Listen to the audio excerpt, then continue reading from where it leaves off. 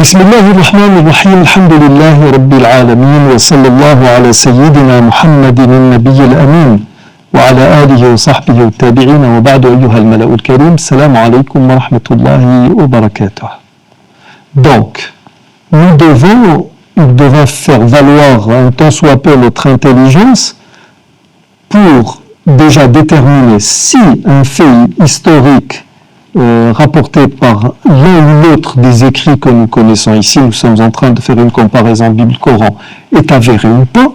Ensuite, quand il y a une contradiction ou une divergence entre les deux récits, il faut encore une fois faire appel à son intelligence pour savoir lequel des deux écrits dit vrai, lequel est dans le faux. Jusqu'à présent, en parlant du récit de Sidna Ibrahim alayhi salam, nous avons des éléments qui nous disent quand même qui plaident pour le Coran, dans la mesure où voilà, le Coran il est trop précis. Il est plus précis que la Bible.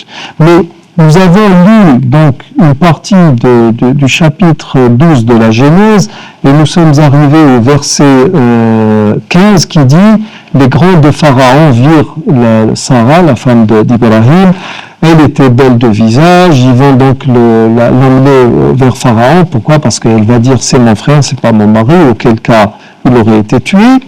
Et donc, le Pharaon va se montrer généreux avec Ibrahim. La Bible nous dit, il traita bien Abraham à cause d'elle. Et Abraham reçut des brebis, des bœufs, des ânes, des serviteurs et des servantes, des ânesses et des chameaux. Et je vous disais lors de notre dernier rendez-vous, et là, ça pose vraiment problème. Parce que, quand nous plaçons tous ces faits historiques dans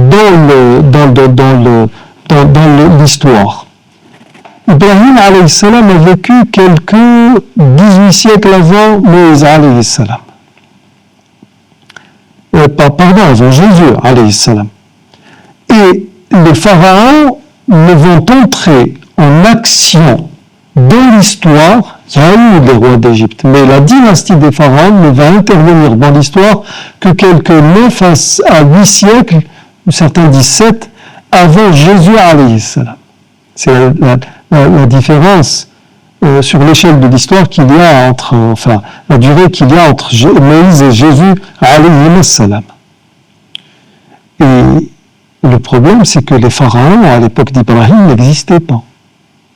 D'ailleurs, dans le récit de Sidna Youssouf, Joseph dans la Bible, quand le Coran parle de Youssouf alayhi salam, il ne dit jamais Pharaon, comme c'est le cas dans le récit de Moïse, il dit le roi d'Égypte. Il n'y avait pas encore la dynastie des pharaons. Pharaon semble être une sorte de titre qui va regrouper régence et quelque peu la religion, un système religieux quel qu'il soit, en tout cas une foi quelle qu'elle soit. Mais en tout cas, les pharaons n'existaient pas à l'époque d'Ibrahim alayhi salam.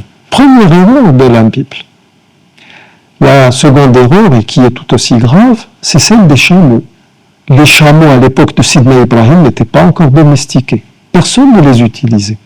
Les chameaux, selon l'étude d'Israël Finkelstein, dans son livre « La Bible déterrée », certains disent la Bible dévoilée, Altered Bible, il a été démontré de par les recherches historiques, que les chameaux ne sont entrés dans le service de l'homme, ils n'ont été apprivoisés qu'à partir de pratiquement 8 à 7 siècles avant Jésus alayhi salam. Donc il y a un problème. Certains nous diront, mais attendez, dans votre récit de Sidna Youssouf alayhi salam dans le Coran, les enfants de Jacob n'ont-ils pas dit à un moment donné, laisse-nous prendre avec nous notre jeune frère en parlant de Benjamin, Benyamin, parce que chacun avait le droit à une charge dans certains traducteurs, beaucoup ont dit, nous ajouterons la charge d'un chameau. Ba'ir a été traduit par chameau. Et donc certains nous disent, mais attendez, même dans votre Coran, il y a cet anachronisme, cette contradiction avec les données de l'histoire. Mais en fait, traduire Ba'ir par chameau est une erreur, parce que, comme l'a dit Mujahid et comme le disent les exégètes qui connaissent bien la langue arabe, وَالْبَعِيرُ لُغَةٌ فِي الْحِمَارِ. On utilise le mot ba'ir comme terme générique pour désigner toute bête de somme qui peut porter des fardeaux. L'âne est le plus approprié.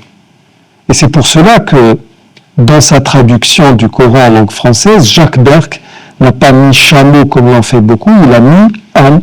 Et c'est le choix qui a été fait par votre humble serviteur et M. Boudjmoun dans notre propre traduction. Nous ajouterons la charge d'un âne et non d'un chameau. Donc le Coran est plus en adéquation avec les données de l'histoire, avec les données de l'archéologie. D'un autre côté, la chamelle ne sera citée en tant que rupture de l'habitude, miracle de Dieu, que dans qu'avec le récit du prophète Salih, qui est un prophète arabe. Et ce qui est bien, c'est que Salih et son peuple n'interviendront dans l'histoire que vers le 7e siècle avant Jésus, alayhi salam. Et nous pouvons même supposer que c'est à partir de là que les chameaux ont été domestiqués. Donc, en termes d'historicité, en termes de conformité aux données de l'histoire, le Coran est plus précis. Mais là, signalons une chose.